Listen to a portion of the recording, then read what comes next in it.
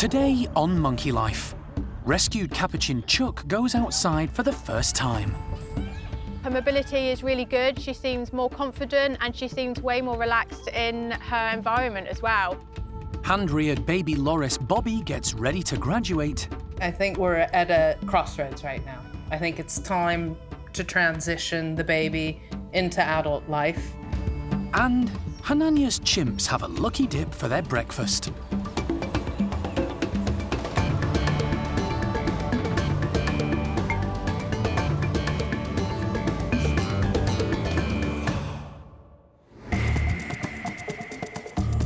Monkey World in Dorset, buried deep in the English countryside, is the largest sanctuary of its kind on the planet. The team, led by Dr. Alison Cronin, rescue and rehabilitate abused and unwanted primates from all over the world. Everybody's well aware that they need to be looked after carefully. The park provides a home for more than 260 monkeys and apes from 24 different species.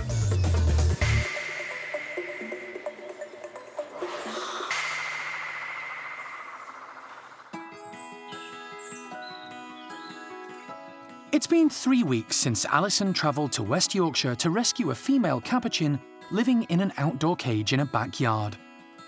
When she arrived at the park, a vet check revealed that, as well as missing fur on and around her tail, numerous fingers and toes had been amputated and she had bronchitis. But there was good news when the rest of the tests were declared clear and she was able to join Gizmo's group. The team have named her Chuck and are very pleased with her progress.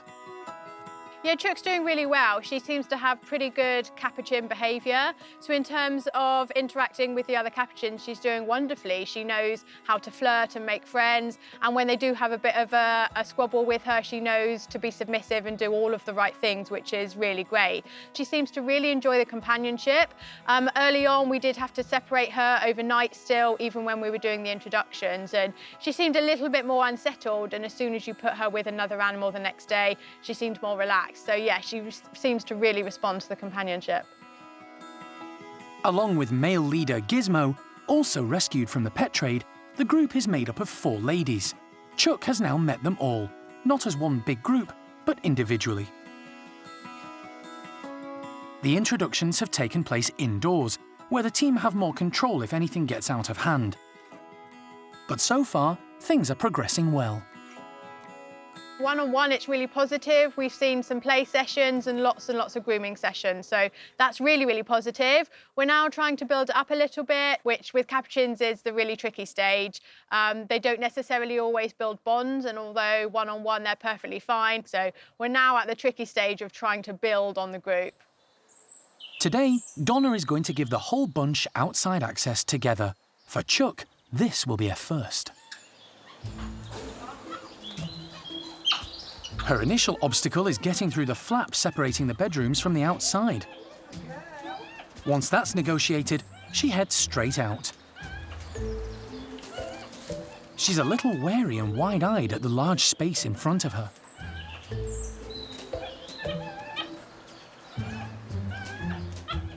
The other females are quite content going about their own business, leaving Chuck to find her own way. At first, she doesn't stray far from the entrance. Leader Gizmo has dealt with the new arrival really well. Since moving troop and living with his own little group of ladies, he's flourished, and it helps that the females all adore him. The care team hope the group's small size will prevent Chuck feeling too overwhelmed. And she's finally started to explore the enclosure. Her mobility is really good. She seems more confident and she seems way more relaxed in her environment as well. But generally, she is very inquisitive. I think it will just take her a while to get used to her new surroundings and all the new sights and smells, which is understandable. She's popped out a few times and she seems happy, and gradually she'll just come out more and more as that confidence builds. But that's enough excitement for today, and Chuck heads back into the house.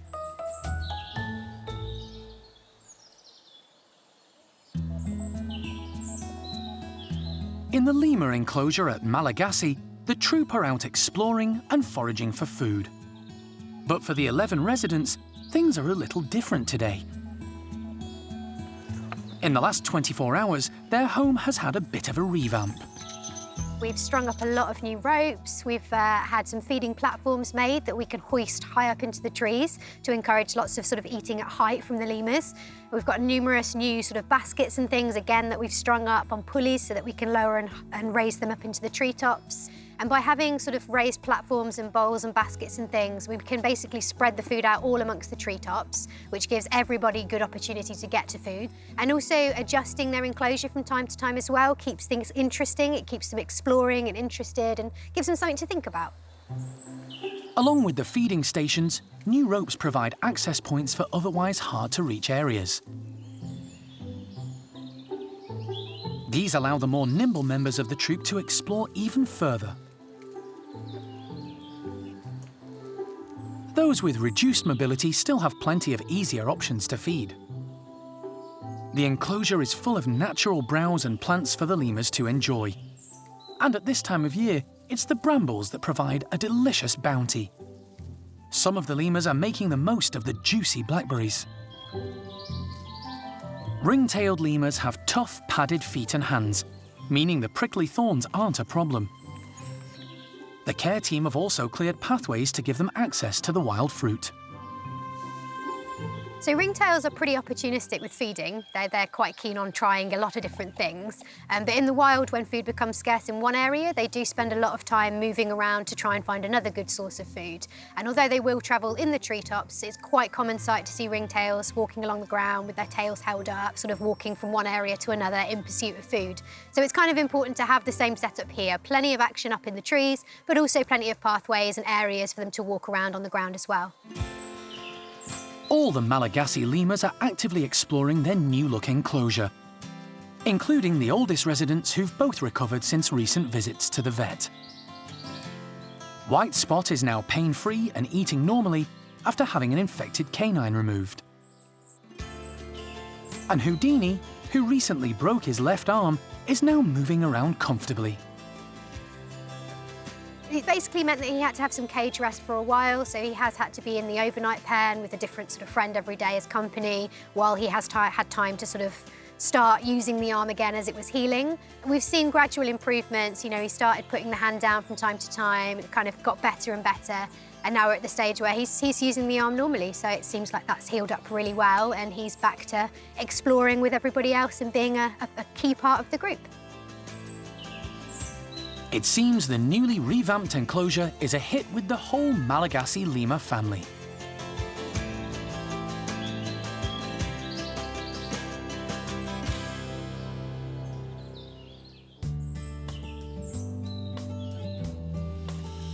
At the park's Loris complex, the maintenance team are busy adding another bedroom to the existing accommodation. They're getting it ready for the park's youngest resident, a baby loris who, up till now, has been hand-reared by Alison and the Loris team. And the big news is, it's finally been confirmed Bob is actually a girl. And she's now called Bobbi. I think we're at a crossroads right now. I think it's time to transition the baby into adult life. So we are still providing a fair amount of attention and care, but to be quite honest, I think we're about ready to graduate and to be a loris again, which is fantastic. Now 16 weeks old, the infant's progress has been rapid, and she's eating a wide variety of insects, fruit, and vegetables. Right, 5, 4, 3, 2, 1. 201. Since birth, her weight has increased by 600%, from 34 grams to more than 200. And she's now displaying more and more characteristic loris behavior, including becoming mostly nocturnal. Following on from that, we just stud the cage now with food. Only have to hand out the gum as to not have it everywhere, and the locusts because they're a bit quick. Are you gonna grab one? You're gonna have to be quick. They're gonna go everywhere in a moment. Oh, good one. So this is, I think, gonna be one of the very last glimpses of daylight hours. That's what they want to be, is nocturnal. Bobbi now needs to get used to the sights, sounds and smells of the rest of the Loris complex residents before actually meeting them. That means living side by side in her own bedroom, but without any physical contact just yet. The care team have been preparing the area. We have made the cages bigger, putting more and more branches in all those cages. They instinctively have a grip because as babies they have to grip onto their mums, but climbing is still a skill. It's still, they have to learn it, they have to figure out which are the strong branches, which can support their weight. If they get somewhere, they need to figure out if they can get to the next place they want to be or if they have to turn around. And turning around on a branch can be quite tricky for a little Loris. Discovering via DNA tests that the baby was a girl has meant a change of plan at the Loris complex. Our end game was to hopefully have a pair, a male-female pair with him and Nora. Obviously, we now have 2 little girls, Nora and Bobbi. So the aim is still to have them living together. Hopefully they will interact and grow up well together. But obviously, we don't know a long-term end for these 2 now. We will at some point have to try and find them mates. So far, so good for this female baby Loris.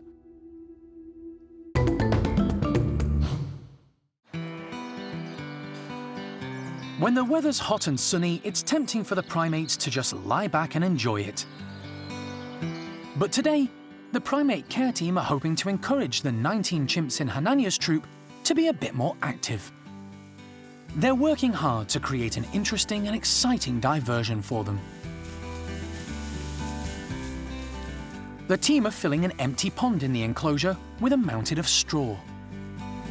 And to encourage the chimps to get involved, they're hiding a whole range of goodies, including some the chimps don't see very often, and certainly not in such large quantities. Into the straw pond are going nuts, whole aubergines, cooling ice lollies, and plenty of fresh-cut browse and maize. And to keep the chimps cool and refreshed, there are also towels soaked in cold water. It promises to be a lot of fun.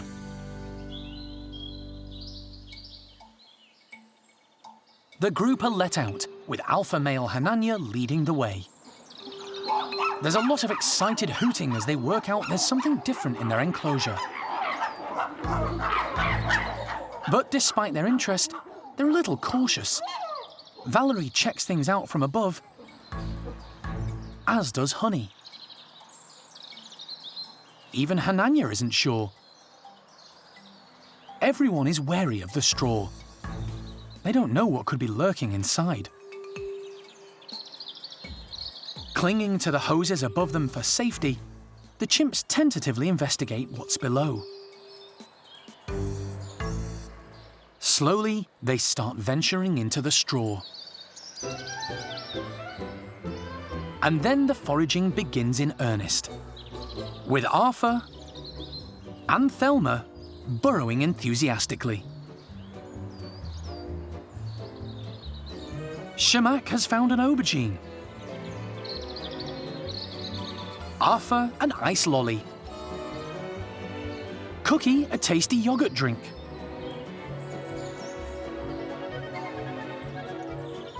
Thelma, yep, another aubergine. In fact, aubergine seems to be everyone's favourite vegetable today. Hananya and Arthur both get stuck into the healthy snack too.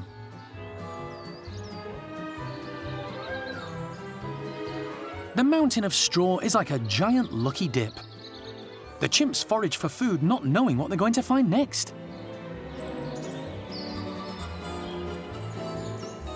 Shamak cools himself down with a juicy ice lolly. Kiki and Trudy, 2 of the lower-ranking chimps, are quite content eating the corn that's also been distributed. The youngster of the group, Thelma, has her own aubergine, but she's taking a real interest in marjolines. Now she's growing up, the other chimps won't always share.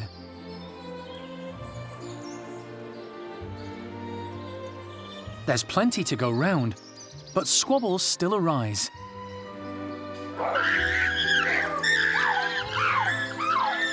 This time, it's the last straw for Arthur and Honey. But it's all part of normal life in a chimp community, and things soon calm down. And with the straw dip supply exhausted, it's back to relaxing and contemplating the day ahead.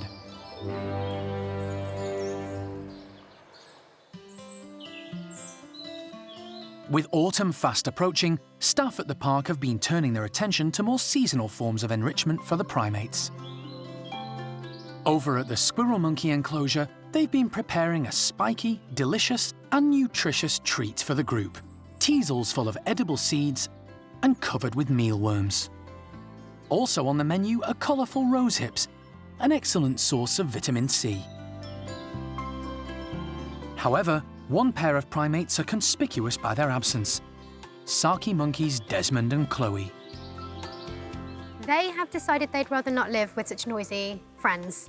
The Sakis enjoy a slightly more chilled, slower pace of life. So although they were getting on pretty well with the squirrels in the group, it's just a bit too much for them. So they are in the enclosure that's just on the other side of the house now, very much enjoying a more peaceful sort of life than the squirrel monkeys are able to give. So today it's just the 7 squirrel monkeys competing for the treats in the enclosure. And it doesn't take the group long to decide what's on offer is right up their street.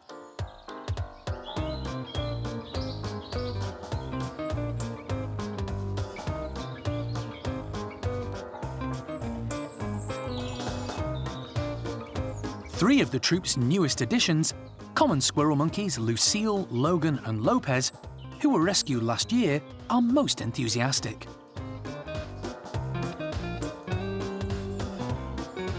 Elderly Lucille has been transformed since she arrived at the park as an emaciated, nervous and timid character, with serious psychological problems. Now she's a completely different monkey, confident and full of energy. She's put on weight and her fur is in excellent condition. It's great to see her interacting with everything around her. Logan is the biggest male in the group, and now the man in charge. He's kind and calm, and a great role model for the young and boisterous Lopez. The youngster, along with Nueve, is one of the liveliest characters in the troupe, always on the move and often causing mayhem as he goes. For squirrel monkeys, life is never dull. You are constantly on the go, you're constantly active. So anything new and exciting like enrichment that we can throw in really helps them with that, being busy and doing stuff. And they're just generally a very engaged group, particularly now we have got the bigger group. It seems to have brought a new lease of life to some of the older characters as well, particularly the 3 that we actually rescued last year. We've seen them become these really sort of big, strong, healthy monkeys, but actually adding them into our other group of squirrel monkeys has brought this whole new lease of life. They have new friends to interact with, which is wonderful to see. Nueve is the second youngest resident of the squirrel monkey house. She's matured a lot since arriving 18 months ago from Chessington Zoo. But she's still full of curiosity. The mealworms have definitely grabbed her attention. The 3 older ladies, black-capped squirrel monkeys Topsy, Turvy and Azzy, are taking a back seat today. With their energetic years behind them, they tend to prefer a quieter life these days. Although Turvy can't resist trying a rose hip. It's been a great enrichment for the group. They've enjoyed some of their favourite foods, but had to work to get them, just as they would in the wild.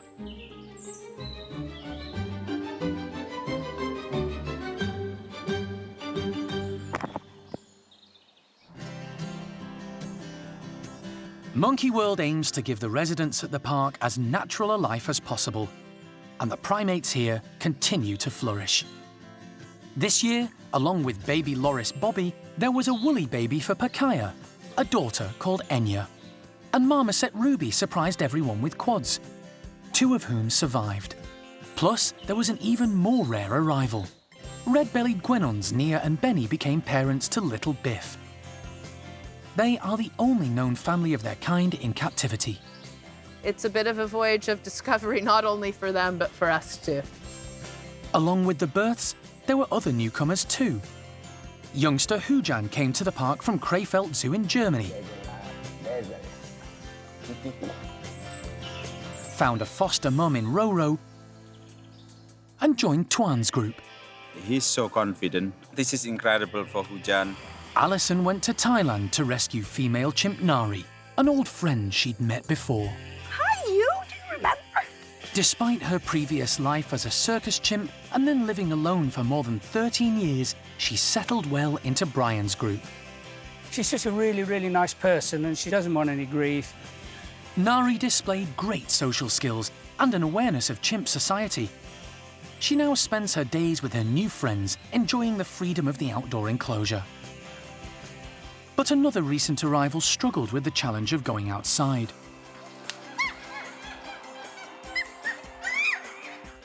Chimp Toprish still spends the majority of her time in the bedrooms and the tunnel leading to the outside. But she's growing in confidence every day. As well as welcoming newcomers to the park, the care team had to say goodbye to others. Squirrel monkey Charlie passed on after the vet discovered he had a number of inoperable tumours. He was a lovable character, and after being rescued from the UK pet trade, was given the best life possible. Another loss was Saki monkey Tutu, who'd suffered health issues from birth. His father Desmond missed him, but was comforted by his partner Chloe. Along with the excitement of new arrivals, the long-term residents were kept busy too. And they particularly enjoyed the warm summer months.